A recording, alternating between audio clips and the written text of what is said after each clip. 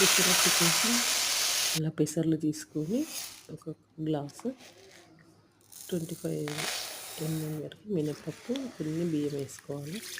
క్రిస్పీగా వస్తుంది దోశ. ఉట్టి పెసర్లు అయితే మరి మెత్తగా ఉంటుంది. జీలకర్ర, పచ్చిమిరపకాయలు, కొద్దిగా అల్లము, కొత్తిమీర, కరివేపాకు నేను అందులోనే వేసేసుకున్నా. కొద్దిగా మిక్సీ పట్టుకొని తీసుకోవాలి. వేసి పెట్టుకొని ఒక హాఫ్ అన్ అవర్ గంట పెట్టినా పర్వాలేదు. ఇట్లా కొద్దిగా పొంగుద్ది. మినపప్పు వేసుకున్నాను. మినపప్పు వేస్తే మెత్తగా వస్తాయి. బియ్యం వేస్తే కొద్దిగా క్రిస్పీగా ఉంటాయి పిల్లల కోసం. పల్లీలు, పచ్చిమిరపకాయలు వేయించుకొని చింతపండు వేసుకోవాలి. పెసరట్టు కలిత వేసుకోవాలి. నైట్ని ఉల్లిగడ్డలు ఎందుకని వేయలేదు పెసరట్టు నేను.